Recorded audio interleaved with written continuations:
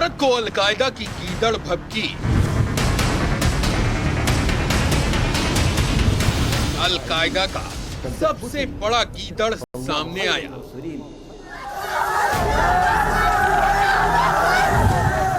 हिजाब विवाद में कूदा सबसे बड़ा आतंकवादी।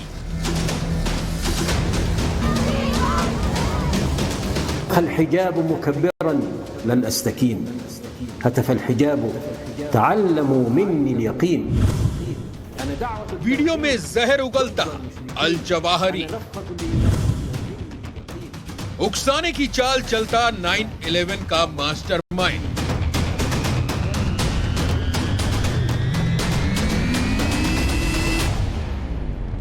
أنا عزة الإسلام رغم الحاقدين أنا بنت إسلامي وعز المسلمين। अलकायदा का नंबर 1 आतंकी मरा नहीं, जिंदा है। كبرت في هند فرد مكبرين في القدس في كشمير كل المؤمنين فانهدت الأصنام فوق الراكعين وانهارت الأحجار فوق العابدين وتصدعت لما رأتني لا ألين। तो सुनो जवाहरी, अब की बार अलकायदा पर प्रहार जोरदार।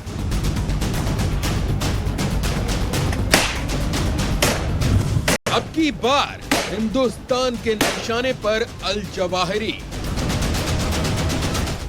अब की बार अल जवाहरी की कब्र खोदेंगे पराक्रमी प्रहरी।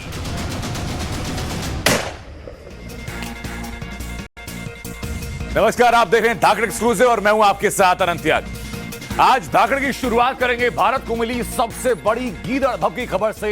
आपको कर्नाटक का हिजाब विवाद बखूबी याद होगा। इस विवाद में अब तक आपने राजनीतिक बयानबाजियां कई सुनी होंगी, लेकिन अब इस विवाद में सबसे खूंखार आतंकी की एंट्री हो चुकी है। आतंकवादी संगठन अल कायदा के नंबर 1 आतंकी अल जवाहरी ने हिजाब विवाद पर जहरीले बोल बोलने शुरू कर दिए और एक वीडियो जारी किया। अल जवाहरी आतंकी अयमान अल जवाहरी ने भारत को एक गीदड़ भभकी दी। वो क्या गीदड़ भभकी है और उसका असर कितना होगा कितना नहीं होगा, दिखाते हैं आपको इस रिपोर्ट के जरिए।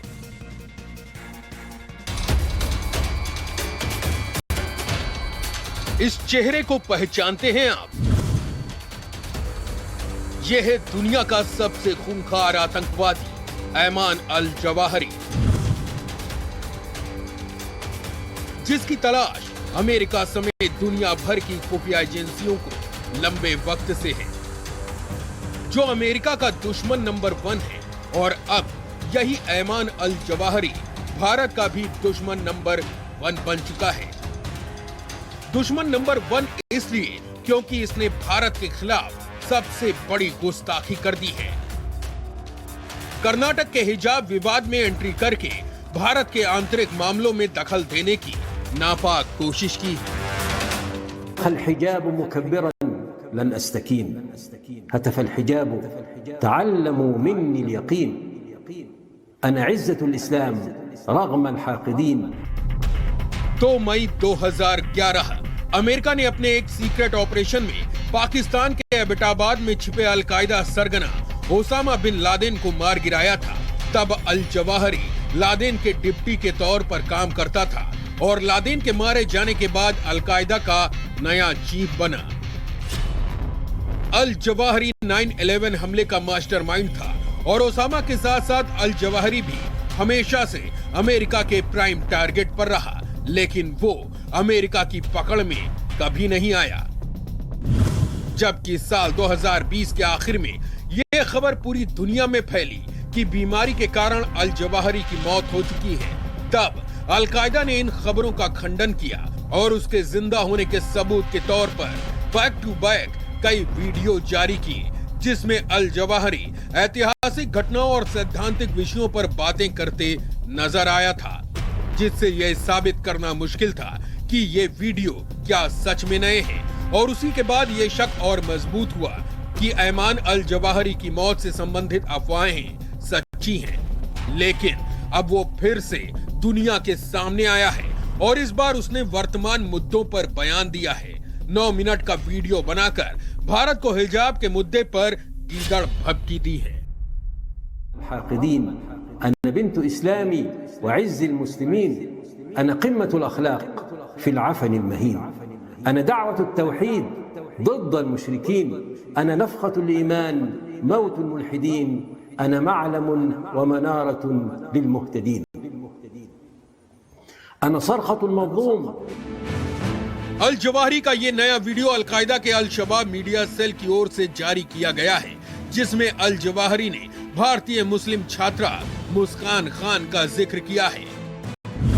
अलकायदा की ओर से जारी इस वीडियो में अल जवाहरी ने मुस्कान की तारीफ में कसीदे पढ़े हैं। अलकायदा ने अंग्रेजी में मुस्कान के लिए लिखा है भारत की नेक महिला, और ऐसा इसलिए कि हिजाब पहने मुस्कान ने कर्नाटक के कॉलेज में मजहबी नारे लगाए थे। كبرت في هند فرد مكبرين في القدس في كشمير كل المؤمنين فانهدت الأصنام فوق الراكعين وانهارت الأحجار فوق العابدين وتصدعت لما رأتني لا ألين। हिंदुस्तान के मुसलमानों को उकसाने के लिए उसने इस तरह की बातें कही हैं, और उसने ये उदाहरण दिया कि हॉलैंड ने, फ्रांस ने, स्विट्जरलैंड ने, इन्होंने हिजाब के ऊपर बैन तो लगाया मगर नंगेपन की वकालत की, और वही काम अब इंडिया कर रहा है। ये कह के वो हिंदुस्तान के मुसलमानों को उकसा रहा है। हिजाब विवाद पर जवाहरी अपने नए वीडियो में ये जहर उगलता भी सुनाई दे रहा है कि भारत के हिंदू लोकतंत्र में मुसलमानों पर अत्याचार हो रहा है। उसने हिजाब विवाद पर भारतीय मुसलमानों से रिएक्ट करने की अपील भी की है, यानी जवाहरी ने मुसलमानों को भड़काने की नापाक कोशिश की है, और ऐसे बयानों से अल जवाहरी भारत के आंतरिक मामलों में दखल देने की कोशिश करता नजर आया है। भारत के खिलाफ अलकायदा की नापाक चाल हिंदुस्तान ठीक से समझता है। जम्मू कश्मीर में उसके पाले हुए और गजवाए हिंद का सपना देखने वाले कई सांपों को सेना ने कुचलने का काम किया है, और अल जवाहरी भी ये बात ठीक से समझ ले कि उसे ऐसे जहरीले बयान बंद करने होंगे, वरना हिंदुस्तान अपने दुश्मनों को जहन्नुम पहुंचाने में बिल्कुल भी देर नहीं लगाता। Bureau report, Times now, Navbharat. तो अलकायदा चीफ आतंकवादी अल्मान अल जवाहरी की हिजाब विवाद में एंट्री भारत के लिए कितनी खतरनाक है। जिस तरह से अल जवाहरी ने हिजाब विवाद के बहाने मुसलमानों को भड़काने वाली चाल चली, उसे देखते हुए भारतीय खुफिया एजेंसी अब पहले से ज्यादा अलर्ट हो चुकी हैं। अलकायदा की भारत विरोधी साजिशों को लेकर पहले से ज्यादा एजेंसी सतर्क हैं, और उसी के हिसाब से कार्रवाई भी जल्द सामने आएगी। أنا بنت إسلامي وعز المسلمين أنا قمة الأخلاق في العفن المهين أنا دعوة التوحيد ضد المشركين أنا نفخة الإيمان موت الملحدين أنا معلم ومنارة للمهتدين।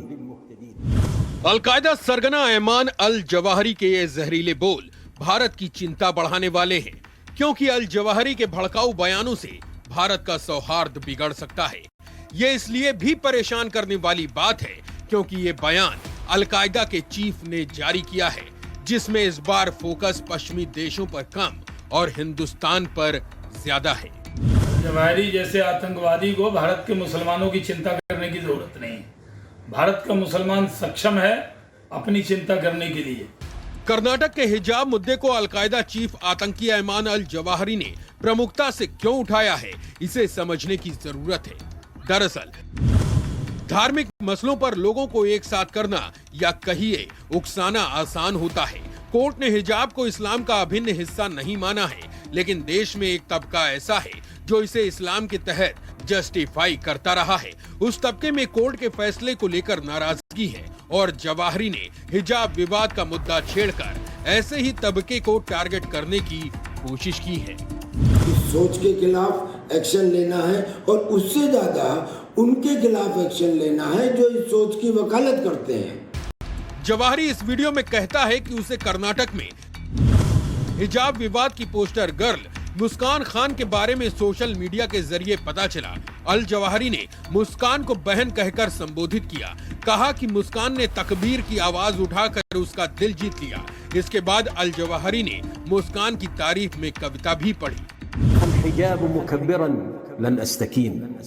هتف الحجاب تعلموا مني اليقين أنا عزة الإسلام رغم الحاقدين. जवाहरी ने कविता पढ़ने के बाद पाकिस्तान, बांग्लादेश समेत उन देशों पर निशाना साधा जिन्होंने हिजाब बैन किया है। जवाहरी ने इन इस्लामिक देशों को पश्चिमी देशों का साथी बताकर हमला बोला।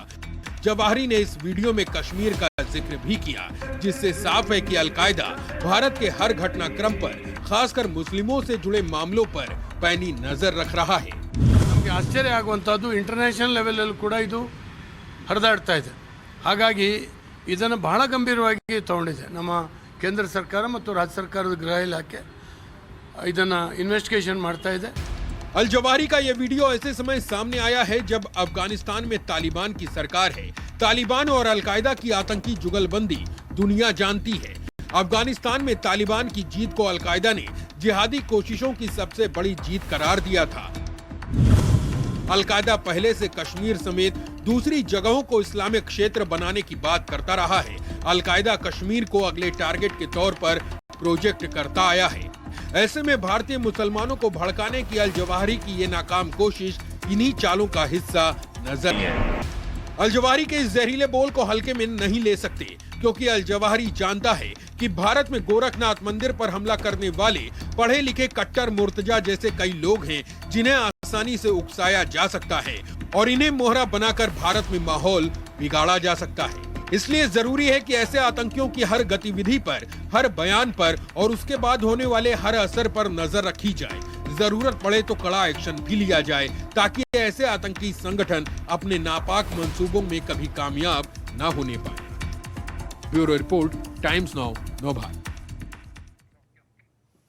और धाकड़ एक्सक्लूसिव में अब खबरें जम्मू कश्मीर की।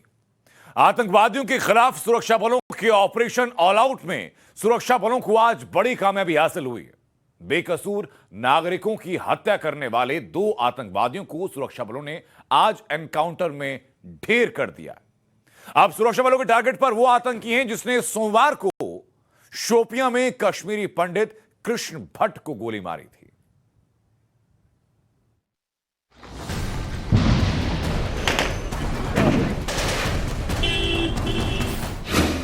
टेरर जोड़ी का खात्मा,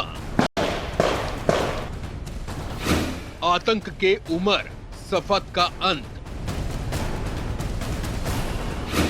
अब कश्मीरी पंडितों के गुनहगारों का होगा हिस्सा। ये 2 चेहरे जम्मू कश्मीर के श्रीनगर और अवंतीपोरा इलाके में दहशत का नाम बने हुए थे। ये 2 चेहरे कश्मीरी आवाम के बड़े गुनहगार थे, लेकिन अब इस टेरर जोड़ी को सुरक्षा बलों ने उनकी सही मंजिल तक पहुंचा दिया है। हाथों में विदेशी पिस्टल लेकर फोटो खिंचवा रहे ये दोनों जम्मू कश्मीर के खतरनाक आतंकी थे। लेफ्ट साइड में जो आतंकी है उसका नाम है सफत मुजफ्फर सोफी उर्फ मुआविया। सफत अंसार गजवत उल हिंद का आतंकी था, जबकि दूसरे आतंकी का नाम उमर तेली उर्फ तलहा है। उमर लश्कर ए तैयबा का आतंकी था। दोनों आतंकवादी पिछले कई साल से घाटी में निर्दोष लोगों की हत्या में शामिल थे। दक्षिण कश्मीर के त्राल में हुए एनकाउंटर में अंसार गजवतुल हिंद और लश्कर तैयबा के 2 मिलिटेंट मारे गए हैं। जम्मू कश्मीर पुलिस ने दावा किया है कि दोनों मिलिटेंट जो है श्रीनगर शहर के अंदर आम कश्मीरियों को निशाना बना रहे थे और उसके बाद त्राल जा रहे थे जब उन्हें सूचना मिली, जिसके बाद कोऑर्डिनेट सर्च ऑपरेशन चला गया और एनकाउंटर में ये दोनों मिलिटेंट मारे गए हैं। हाल ही में दोनों आतंकियों ने श्रीनगर में सरपंच समीर अहमद की हत्या की थी। श्रीनगर में आम लोगों की हत्या में शामिल ये दोनों त्राल इलाके में आकर आतंकी वारदात को अंजाम देने लगे थे, लेकिन बुधवार का दिन इनकी जिंदगी का आखिरी दिन साबित हुआ। उमर तेली और सफात दोनों लोकल टेररिस्ट है। दोनों श्रीनगर में ऑपरेट करता था। यहाँ बहुत सारे इंसिडेंट करने के बाद, civilian killing, soft target killing के बाद ये त्राल में भाग गया था। क्योंकि हम लोग उसको ट्रैक कर रहे थे, कल जब जो ही खबर मिला तो पुलिस ने आज रेड मारा और वहाँ पर फायरिंग शुरू हो गया। उसमें एक टेररिस्ट मारा गया। फिर आर्मी को हम लोग बुलाए और इनकाउंटर में दोनों टेररिस्ट मारा गया है। सफत और उमर के एनकाउंटर के बाद अब जम्मू कश्मीर पुलिस और सेना उन आतंकियों को ढूंढ रही है जिन्होंने सोमवार को शोपियां में कश्मीरी पंडित कृष्ण भट्ट को गोली मारी थी। आतंकी हमले में कृष्ण गंभीर रूप से घायल है और उनका इलाज चल रहा है। बाकी जो शोपियन में एक कश्मीरी पंडित पर अटैक हुआ है, ये गांव बहुत रिमोट एरिया में था, उसको भी हम लोग बहुत उसमें लीड मिला है, काम कर रहे हैं, बहुत जल्दी इंटरेक्ट करेंगे। विंटर में दिसंबर से लेकर मार्च तक 4 महीना में लगभग 66 टेररिस्ट मारे गए, जिसमें जैश मोहम्मद, LAT के बाद सारे मारे गए, FT पाकिस्तानी बहुत मारे गए।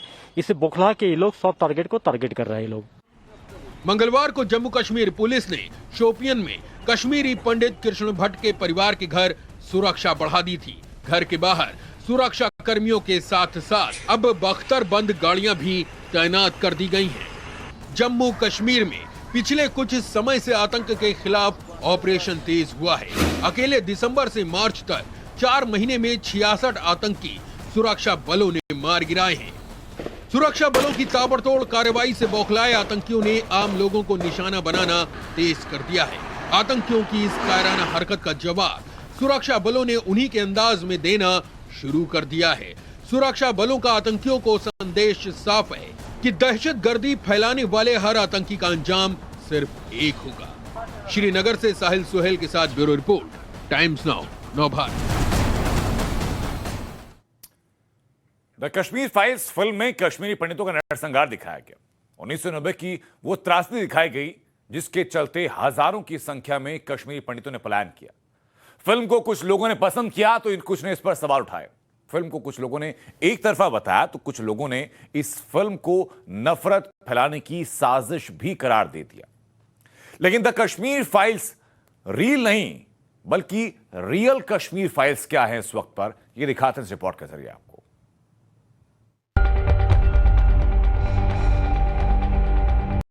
कश्मीर के अंदर कश्मीरी हिंदुओं और कश्मीरी पंडितों के साथ जो दर्दनाक त्रासदी हुई, उसकी अलग अलग तस्वीरें लोगों के बीच में उभर के आ रही है। लेकिन कुछ ऐसे भी अनछुए पहलू हैं जो लोगों के बीच में नहीं पहुंची है और वो तस्वीर एक बड़ा संदेश दे सकती है।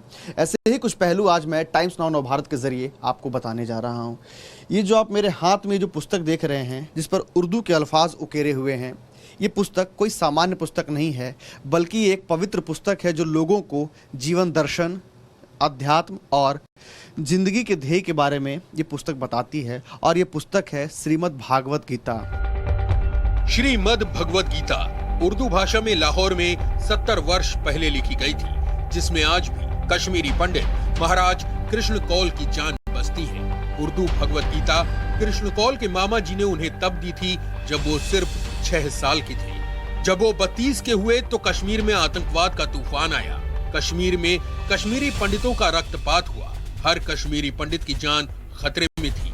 तब कृष्ण कौल अपने साथ सिर्फ उर्दू में लिखी ये गीता ही ला सकी। जब कश्मीर में तांडव मच गया, कुछ नहीं समझ आता था, एक जगमोहन ने कर्फ्यू लगा दिया तो 12-12 फैमिलीज एक ट्रक में हम चढ़े। तो उस वक्त मात्र किसी पैसे की नहीं, सोने की नहीं, किसी चीज़ की, इसी भगवत गीता को मैंने उठा के दबा के जम्मू पहुंचा दिया। कृष्ण कौल अब 70 वर्ष के हैं। आज भी कम से कम 2 बार अपनी उर्दू भगवत गीता जरूर पढ़ते हैं। जब वो एक छात्र थे, उन्हें हिंदी पढ़ने के लिए कश्मीर में टीचर नहीं मिलते थे। ये भी पाकिस्तान की साजिश थी, कश्मीर को मिनी पाकिस्तान बनाने की। मैंडेटरी हमारे लिए था उर्दू पढ़ना, क्योंकि उनका लक्ष्य अलग था कि इंडिया का खाओ पियो, लेकिन अल्टीमेटली यहाँ पाकिस्तान बनाओ। पाकिस्तान में उर्दू है वहाँ ऑफिशियल लैंग्वेज, यही ऑफिशियल लैंग्वेज है। हमें हिंदी का टीचर नहीं मिलता, संस्कृत तो दूर की बात रही। कृष्ण कौल आज भी 1980 के दशक के उस दौर को अपने जहन से मिटा नहीं पाते, जब कश्मीर में कश्मीरी हिंदुओं को चुन चुन कर मारा जा रहा था। मेरे पास 2 लड़के ऐसे थे जिसकी जबान काटी थी, जिनकी जबानें काटी गई थी। आप मुखबिर हो, हिंदुस्तान के एजेंट हो या मुखबिर है, आँख निकाली चाकू से, वो भी मेरे पास बंधा था। तेजाब के बाल्टी में सार डाल के मार दिया बंदे को, एसिड के बाल्टी में।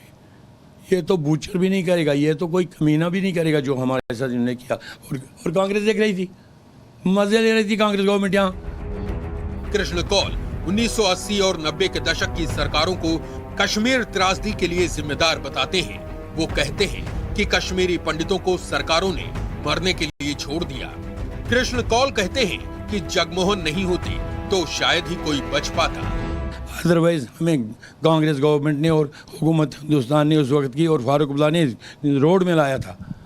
12 फैमिलीज़ एक ट्रक में, वो भी जगमोहन ने हमें जान दे दी। अगर जगमोहन कर्फ्यू नहीं लगाता वो हमें कत्ल करते। मस्जिदों पे चलाया, यहाँ क्या चलेगा, निज़ाम मुस्तफ़ा यहाँ क्या बनेगा, पाकिस्तान, हिंदुओं भागो, लेडीज़ को यहाँ छोड़ो, लेडीज़ के बगैर जाओ, या तो मरने के लिए तैयार। डर इतना ज्यादा था कि कोई भी कश्मीरी पंडित जीने के बारे में सोचता ही नहीं था। उनके लिए उस वक्त खुद को मार देना ज्यादा आसान था। उस त्रासदी की कहानी सुनाते सुनाते कृष्ण कौल का गला रूंध गया। उस वक्त जब ये हुआ हंगामा 19 जनवरी 90 को, हमने अपनी बिन ब्याही बेचारी जो भी कंवारी लड़कियां थी, एक एक ब्लेड पकड़ा दिया हाथ में। भाई दरवाज़ा जूं ही खटकाए, ये वाली राग काट लेना, इनके हाथ नहीं पड़ना, क्योंकि बूचर से ये कसाई है, ये आपको ले जाएंगे, किडनैप करेंगे और हमारी इज्जत तार हो जाएगी। 80 और 90 के दशक की ये रियल कश्मीर फाइल्स है। कृष्ण कौल उस विभीषिका के चश्मदीद हैं। उन्होंने अपनी आंखों से देखा है, उस डर को महसूस किया है जो शायद ही उनके जहन से कभी निकल सकेगा। टाइम्स नाउ नव भारत के लिए दिल्ली से प्रेरित कुमार की रिपोर्ट। और धाकड़ एक्सक्लूसिव में आगे बढ़ने से पहले आप ये लाइन पढ़िए कि आरएसएस पर फूल बरसाए तो फतवा। इसके पीछे की वजह क्या है ये आपको बताएं, उससे पहले आपको 3 चेहरे हम दिखाते हैं। ये चेहरे आप देखिए। ये पहला चेहरा है बाबरी अली का, जो कि कुशीनगर के रहने वाले थे, इनकी हत्या कर दी गई। दूसरा चेहरा है शाहरुख का, जो कि बदायूं के थे, इनको धमकी दी गई। और तीसरा चेहरा है डॉक्टर निजाम भारती का, मुरादाबाद के रहने वाले, इनके खिलाफ फतवा जारी कर दिया। अब आपको एक एक करके इनका कसूर बताते हैं। बाबरी अली ने उत्तर प्रदेश के चुनाव में बीजेपी का समर्थन किया तो पड़ोसियों ने हत्या कर दी। शाहरुख ने बदायूं में आरएसएस का समर्थन किया, बीजेपी का समर्थन किया, घर के ऊपर झंडा लगाया तो धमकियां दी गई जान से मारने की, और परिवार ने तस्दीक की। तो वहीं डॉक्टर निजाम भारती ने मुरादाबाद में जब आरएसएस के लोग वहां पहुंचे तो उनके ऊपर फूल बरसा दिए। तो निजाम भारती के ऊपर न सिर्फ फतवा जारी कर दिया गया, बल्कि 1 लाख रुपए का इनाम घोषित कर दिया गया उनकी जान लेने वालों के लिए। यानी कि देश में हालात ये हो चुके हैं कि अगर आप पॉलिटिकल पार्टी का समर्थन करते हैं या राष्ट्रीय स्वयंसेवक का समर्थन करते हैं तो आपकी जान पर बनाएगी क्या?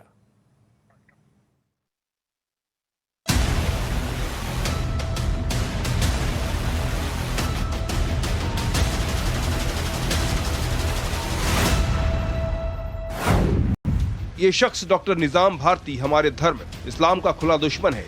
इसलिए आप सब इस्लामी भाइयों से गुजारिश है कि इस आस्तीन के सांप को मारपीट कर गांव से निकाला जाए या फिर बिल्कुल ही जान से मार दिया जाए, और मारने वाला मेरी तरफ से 1 लाख रुपए का इनाम ले जाए। यूपी के मुरादाबाद के रहने वाले डॉक्टर निजाम भारती ने सोचा भी नहीं था कि राष्ट्रीय स्वयंसेवक संघ के लोगों पर फूल बरसाना उनकी जिंदगी को खतरे में डाल देगा। खतरा किसी और से नहीं बल्कि अपने ही धर्म के कुछ कट्टर सोच वालों से है।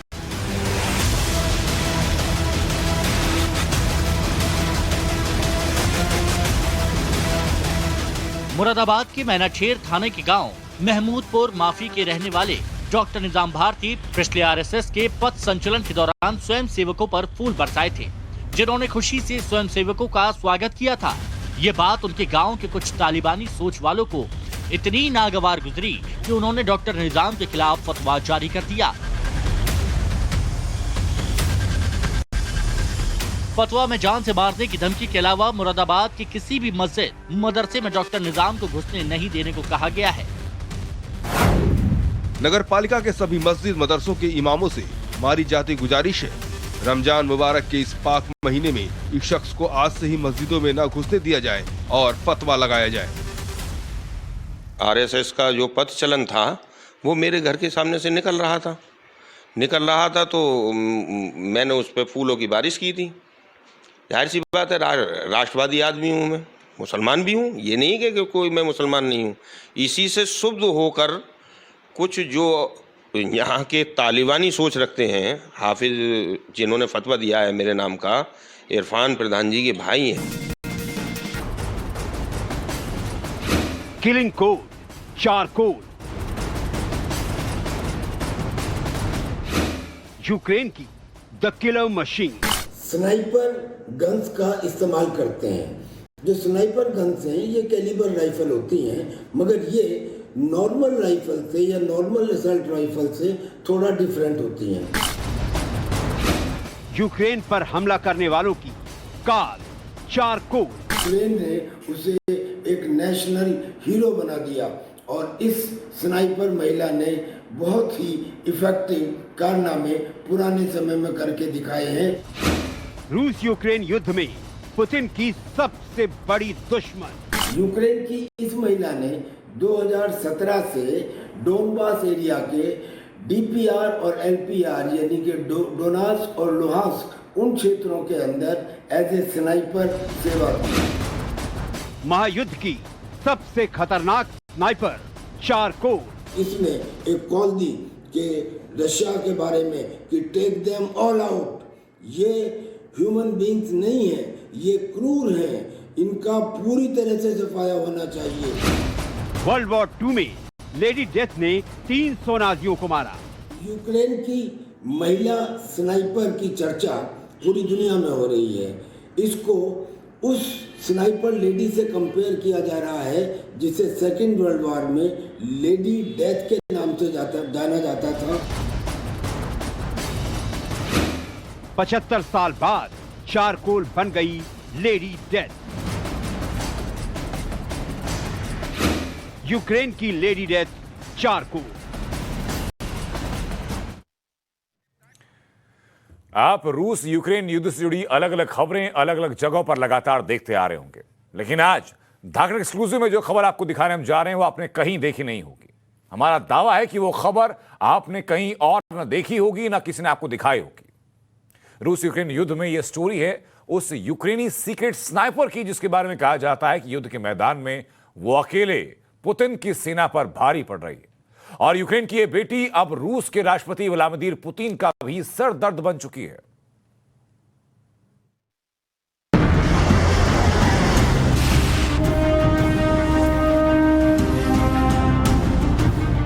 रूस और यूक्रेन के बीच जारी युद्ध में अब तक आपने टैंकों से तबाही देखी, आग के गोले बरसाते तोपों को देखा, आसमान से मिसाइल अटैक करते लड़ाकू विमानों की गर्जना सुनी।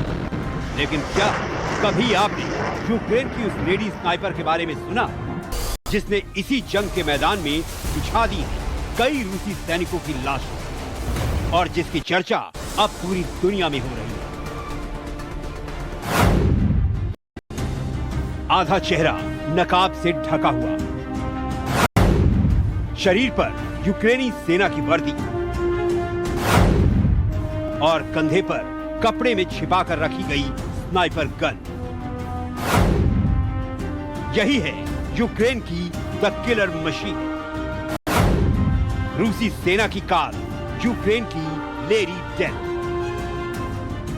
जंग के मैदान में जिसके एक्शन से रूस की सेना कांप उठी है और रूस के राष्ट्रपति व्लादिमीर पुतिन भी अब जिसके सटीक और घातक निशाने से टेंशन में आ चुके हैं।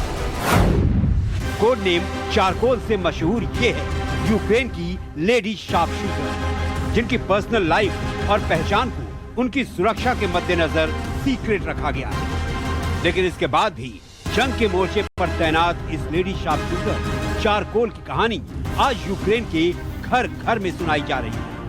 यूक्रेन का बच्चा बच्चा चारकोल के पराक्रम के किस्से कह रहा है। यूक्रेन की महिला स्नाइपर की चर्चा पूरी दुनिया में हो रही है। इसको उस स्नाइपर लेडी से कंपेयर किया जा रहा है जिसे सेकेंड वर्ल्ड वॉर में लेडी डेथ के नाम से जाना जाता था और जिसने करीब 309 नाजीज को स्नाइपर एक्शन से मारा था। जंग के बीच यूक्रेन में लेडी शार्पशूटर चारकोल को एक हीरो की तरह देखा जा रहा है। एक अंग्रेजी अखबार के मुताबिक यूक्रेन की इस लेडी शार्पशूटर ने रूस के कई सैनिकों को अपने सटीक निशाने से ठिकाने लगा दिया। इस अंग्रेजी अखबार से यूक्रेन की इस लेडी शार्पशूटर ने खास इंटरव्यू में कहा, यूक्रेन पर हमला करने वाले लोग इंसान कहलाने के लायक नहीं है, वो फासिस्ट है, हमें उन्हें भगाना ही होगा। ये ह्यूमन बीइंग्स नहीं है, ये क्रूर हैं, इनका पूरी तरह से सफाया होना चाहिए, क्योंकि उसने इस किस्म की एक कॉल दी रशियन ट्रूप्स के बारे में, इसलिए यूक्रेन ने उसे एक नेशनल हीरो बना दिया। और इस स्नाइपर महिला ने बहुत ही इफेक्टिव कारनामे पुराने समय में करके दिखाए हैं, लिहाजा अब इससे और ज्यादा उम्मीदें की जा रही हैं। यूक्रेन की मीडिया रिपोर्ट्स के मुताबिक यूक्रेन की ये लेडी स्नाइपर 2017 से ही रूस समर्थक अलगाववादियों से लड़ रही थी। इस साल की शुरुआत में उसने सेना छोड़ दी, लेकिन यूक्रेन पर रूस के हमले के बाद उसने अपने देश की सुरक्षा के लिए एक बार फिर बंदूक उठा ली और चुन चुन कर रूसी सैनिकों को मौत के घाट उतार रही है। इसने रशियन सेपरेटिस्ट के खिलाफ एक्शंस लिए। फिर जनवरी 2022 में यानी कि इसी साल इसने फौज को छोड़ दिया था, लेकिन फिर वापस आके इसने 35 इन्फेंट्री ब्रिगेड को ज्वाइन किया, फ्रंट लाइन में आ गई और इसने एक कॉल दी कि रशिया के बारे में कि टेक देम ऑल आउट। अपनी लेडी स्नाइपर के जज्बे को देखने के बाद यूक्रेन के लोग चारकोल की तुलना दूसरे विश्व युद्ध की चर्चित स्नाइपर लेडी डेथ से करने लगी। दूसरे विश्व युद्ध में लेडी डेथ के नाम से मशहूर स्नाइपर ल्यूडमिला पावलिचेंको ने 300 से ज्यादा नाजी सैनिकों को अपनी गोलियों का निशाना बनाया था। यही काम 2022 में अब रूस यूक्रेन युद्ध में यूक्रेन की ये सीक्रेट स्नाइपर कर रही है। ज्यादातर लेडीज जो स्नाइपर्स बनी हैं वो सोवियत यूनियन की ही हुई हैं। सेकेंड वर्ल्ड वॉर में सोवियत यूनियन की एक लेडी स्नाइपर थी जिसका नाम लेडी डेथ था। लेडी डेथ कहा जाता था उसे, और वो इतनी इफेक्टिव और इतनी वाइब्रेंट स्नाइपर थी कि उसे सोवियत यूनियन ने अपना सर्वोच्च पुरस्कार दिया। वैसे अगर आप ये सोच रहे हैं कि स्नाइपर सिर्फ यूक्रेन की तरफ से तैनात किए गए हैं, तो ऐसा बिल्कुल नहीं है। रूस ने भी अपनी सबसे घातक और खतरनाक लेडी स्नाइपर को जंग के मैदान में उतारा है। ये तस्वीर उसी रूसी स्नाइपर इरिना स्टारिकोवा की है, जिसे युद्धग्रस्त डोनबास में पकड़ा गया। स्टारिकोवा पर 40 से ज्यादा यूक्रेनी सैनिकों की कत्ल का इल्जाम है। यानी आप अंदाजा लगा सकते हैं कि जंग जीतने के लिए कितने तरह के तरीकों को दोनों ही देश आजमा रहे हैं। और दोनों देशों को जितना अपने टैंकों, मिसाइलों और फाइटर प्लेन पर भरोसा है, उतना ही भरोसा अपनी ऐसी लेडी स्नाइपर पर भी है, जो अपने सटीक निशानों से जंग की दिशा और दशा दोनों बदलने का दम रखती है। ब्यूरो रिपोर्ट, टाइम्स नाउ, नव भारत। तो ये यूक्रेनी लेडी स्नाइपर इतनी खतरनाक क्यों और कैसे लेडी स्नाइपर युद्ध का पूरा सिनेरियो बदल सकती है, इसको जानने के लिए थोड़ा सा पीछे चलते हैं और आपको दूसरे विश्व युद्ध से जुड़ी हुई जो लेडी स्नाइपर्स आई हैं उनसे तारुफ कराते हैं। पहली ल्यूडमिला पावलिचेंको उर्फ लेडी डेथ, इनकी तस्वीर आप देखिए। दूसरे विश्व युद्ध में 309 नाजियों को मौत के घाट उतारा था इस लेडी स्नाइपर ने। अगला नाम सामने आता है, अगला नाम है नतालिया कोवशोवा, रूस की रहने वाली थी। दूसरे विश्व युद्ध में 167 सैनिकों को मौत के घाट उतारा इस लेडी स्नाइपर ने। तीसरा नाम देखिए, जो तीसरा नाम सामने आता है वो है नीना पेट्रोवा का। अगेन रूसी स्नाइपर, दूसरे विश्व युद्ध में 122 सैनिकों की मौत का कारण बनी नीना। चौथी स्नाइपर की बात करते हैं। चौथी स्नाइपर हैं आलिया बोल्दोगुआ, रेड आर्मी से थी, रूस की, और दूसरे विश्व युद्ध में 91 सैनिकों की जान ली अपनी एक स्नाइपर के साथ। पांचवा नाम है नीना लोबकोस्टोवाकिया, रेड आर्मी से, रूस की, और दूसरे विश्व युद्ध के दौरान 89 सैनिकों की मौत की जिम्मेदार ये अकेली महिला, इनकी अकेली स्नाइपर। तो क्यों महिला स्नाइपर्स खतरनाक है आपको बताया। अब वापस बात करते हैं रूस और यूक्रेन के युद्ध की। जंग छिड़े हुए 42 दिन हो चुके हैं। यूक्रेन के कई शहर रूस के हमले में पूरी तरह से तबाह हो चुके हैं। यूक्रेन के बूचा में नरसंहार की तस्वीरें आई, सड़कों पर लाशें मिली, किसी से छिपी हुई तस्वीरें वो नहीं थी। इसी बीच यूक्रेन से एक ऐसा वीडियो सामने आया जिसे देखकर शायद आपकी रूह कांप जाए। रूसी सेना के हमले में यूक्रेन में हजारों लोग मारे जा चुके हैं, तो वहीं हजारों लोग ऐसे भी हैं जो अस्पताल में जिंदगी और मौत की जंग लड़ रहे हैं। देखिए जरा रिपोर्ट आप।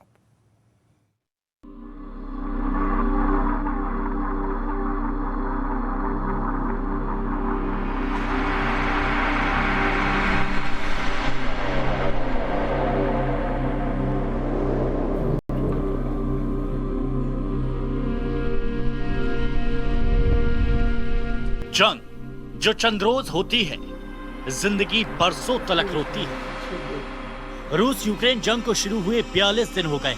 महायुद्ध रुकने का नाम नहीं ले रहा। यूक्रेन से आ रही तबाही की तस्वीरों ने दुनिया को झकझोर कर रख दिया है। यूक्रेन के बूचा शहर में हुए नरसंहार को देखकर रूह कांप उठती है। इस महायुद्ध ने यूक्रेन को अंदर तक तोड़ दिया है। यूक्रेन की इमारतें, पुल, मॉल की तबाही आपने देखी। अब आज आपको दिखाते हैं लोगों के शरीर पर आए महायुद्ध के निशान। यूक्रेन के अस्पतालों में मरीज जिंदगी और मौत से लड़ रहे हैं। रूस की आर्मी ने यूक्रेन के हर शहर को तबाह कर दिया है।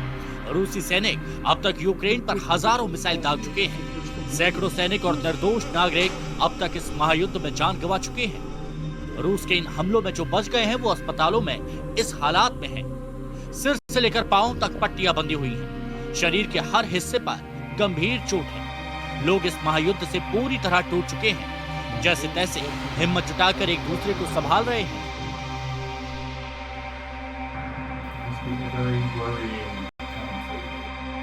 यूक्रेन की राजधानी कीव से सटे बूचा शहर से आई तस्वीरों ने पूरी दुनिया को तोड़ दिया। हर गुजरते घंटे, हर गुजरते दिन के साथ बूचा शहर से और भी डराने वाली तस्वीरें आ रही हैं। यूक्रेन का बूचा शहर राजधानी कीव से सटा हुआ है। रूसी सेना अब यहां से लौट चुकी है। अब यहां यूक्रेन की सेना का नियंत्रण हो गया है, जिसके बाद पूरी दुनिया के सामने बूचा का सच आ गया है। मारे गए लोगों के शव सड़कों पर ही पड़े हैं। इनकी कई तस्वीरें भी आई हैं जो आपको विचलित कर सकती हैं। यूक्रेन के कुछ शहरों से रूसी सैनिक पीछे जरूर हटे हैं, लेकिन अभी भी रूस लगातार यूक्रेन पर हमले कर रहा है, जिससे यूक्रेन में बर्बादी हर तरफ से देखी जा सकती है। यूक्रेन में जहां भी नजर दौड़ाएंगे वहां आपको तबाही ही तबाही नजर आएगी।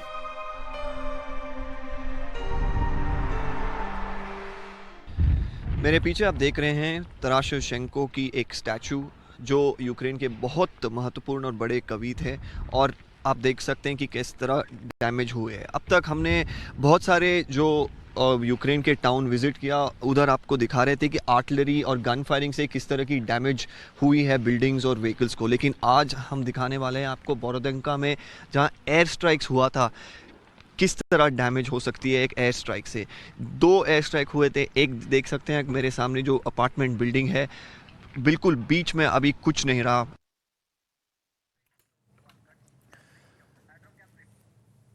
तो वहीं टाइम्स नाउ नवादा संवाददाता दीपक बोपन्ना रूस यूक्रेन युद्ध की पल पल की खबरें दे रहे हैं। दीपक बोपन्ना रूस के उस सैन्य ठिकाने पर पहुंचे जहां से रूस की सेना यूक्रेन पर मिसाइल दाग रही है। टाइम्स नाउ नवादा के कैमरे से देखिए रूस के सैन्य बेस की एक ग्राउंड रिपोर्ट। ये एक आर्टिलरी बेस थी रूस की फौज की। आप देख सकते हैं बहुत सारे एम्प्टी शेल्स जो फैले हुए हैं ये ग्राउंड में, और ये जो जगह थी ये रशियन फोर्सेस बहुत सारे दिनों से कब्जा करके रखे थे, क्योंकि ये एक आर्टिलरी बेस जैसा सर्व हो रहा था। ये ना सिर्फ यहाँ पर एम्प्टी शेल्स हैं, आप देख सकते हैं कि बहुत सारे ग्रीन बॉक्सेस जो हैं ये उनके एमुनिशन के बॉक्सेस हैं, और ये पूरे ग्राउंड में फैले हुए हैं। ना सिर्फ शेलिंग के बॉक्सेस, यहाँ पर मशीन गन और दूसरे जो वेपन्स उन्होंने साथ में लाए थे उसका भी बहुत सारा अभी भी यहाँ पर ग्राउंड में पड़ा है। और आप देख सकते हैं कि यहाँ पर उन्होंने एक एरिया क्रिएट किया है जहाँ पर वो जो फायरिंग चल रही थी वो इस जगह से चल रही थी, और यहाँ से फायरिंग डायरेक्टली इरपिन, बूचा या ब्रोडोयांका ऐसे टाउन्स तक पहुंच सकती थी। और यहाँ पर एक रशियन आप देख सकते हैं एक जो उन्होंने क्रिएट किया है, ये यहाँ पर रशियन सोल्जर्स को जब ठंड के समय उधर एक शेल्टर जैसी जगह थी, और ये बंकर में वो अपने एमुनिशन को भी सेव कर सकते थे और प्रोटेक्ट कर सकते थे। तो ये एक बहुत स्ट्रेटेजिक जगह है जहां हम खड़े हैं। अब ये जगह जो है यूक्रेनियन कंट्रोल में है। और अब बात गोरखनाथ मंदिर में हमला करने वाले मुर्तजा की। रविवार की रात गोरखनाथ मंदिर के पास तैनात पुलिस वालों पर हमला करने वाला मुर्तजा भले ही इंजीनियर हो, लेकिन उसकी सोच पूरी तरह से कट्टर हो चुकी थी। टाइम्स नाउ नवादा को पता चला कि मुर्तजा आतंकी संगठन आईएसआईएस से न सिर्फ प्रभावित था, बल्कि एक वक्त में सीरिया जाकर के आईएसआईएस के लिए युद्ध भी करना चाहता था।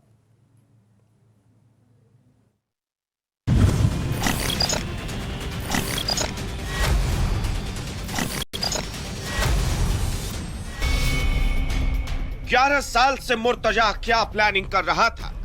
क्या आतंकी संगठन से भी इसका कोई जुड़ाव था? तो इस तरह का आपके साथ कोई व्यवहार हुआ था इसके पहले? मेरे साथ ऐसा कुछ भी नहीं था। मेरे साथ वो तो मेंटली टॉर्चर करते थे, वो भी उनकी मम्मी का इन्वॉल्वमेंट था उसमें। अहमद बहुत कम बात करता था, वो किनारे ही रहता। 11 साल से मुर्तजा कौन सी ट्रेनिंग ले रहा था? सोशल मीडिया पर, यूट्यूब पर जब आप रिलेशन में रहे उनके साथ पत्नी के रूप में, तो किस तरह के वीडियो देखता था, किस तरह की साइट चलाता था वो? हमें उसकी कोई नॉलेज नहीं है, उस बारे में नहीं पता वो क्या करता था, क्योंकि उसके कोई चीजें मेरे हाथ कभी नहीं लगी, ना लैपटॉप ना फोन, हमने कभी उसको कुछ छुआ नहीं है, और वो नॉर्मली रूम में नहीं रखता था। 11 साल से मुर्तजा किससे जिहादी क्लास ले रहा था? आपके सामने कभी उन्होंने जाकिर नाइक का जिक्र किया था? मेरे सामने ऐसा कोई जिक्र नहीं किया था, लेकिन मम्मी लोग जैसे नॉर्मली वीडियोस वगैरह कभी कभी देखते थे, अब हमें उसके बारे में और ज्यादा नहीं पता है। क्या हिंदुस्तान को सीरिया बनाना चाहता था मुर्तजा अब्बासी? जब आप साथ में थी तो उसके व्यवहार में कुछ बदलाव उस तरह का दिख रहा था, जैसे लगता था कि जो आज परिणाम आया है? ये तो साथ उसको इंटरेस्ट नहीं है, उसके बिहेवियर से जो लगता था उसको ज्यादा मतलब नहीं है। वो शादी से फैमिली के कहने पे किया था, ये उसने भी हमसे कहा था। गोरखपुर मंदिर में हमला करने वाले मुर्तजा अब्बासी ने अटैक क्यों किया? मुर्तजा का मिशन क्या था और आखिर इस हमले से उसे क्या मिला? एटीएस लगातार ये जानने की कोशिश कर रही है और इस दौरान जो फैक्ट सामने आए हैं वो बेहद चौंकाने वाले हैं। और इस पूरी क्रोनोलॉजी को समझने के लिए मुर्तजा के बीते 11 सालों की हिस्ट्री को खंगालना बेहद जरूरी है। बीते 11 साल में मुर्तजा की जिंदगी के 11 character, IIT Bombay, chemical engineering, computer coding, बीवी, ISIS, सीरिया, नेपाल, विदेशी SIM card, Anwar Al Awlaki, Islamic awakening forum और हाइकोमेनिया। आपको एक एक करके सारे कैरेक्टर समझाते हैं। मुर्तजा पढ़ाई लिखाई में काफी अच्छा था, यही वजह थी कि उसने 2010 में IIT की परीक्षा क्रैक की और केमिकल इंजीनियरिंग की पढ़ाई करने मुंबई चला गया। मगर कॉलेज के सेकेंड ईयर में आते आते उसका ध्यान सीरिया और वैश्विक स्तर पर होने वाली आतंकवादी गतिविधियों में कुछ ज्यादा लगने लगा। पूछताछ में तो यहाँ तक पता चला है कि कॉलेज में पढ़ने के दौरान अगर किसी आतंकी के पकड़े या मारे जाने पर कोई खुश होता तो मुर्तजा उसे मारने के लिए दौड़ पड़ता।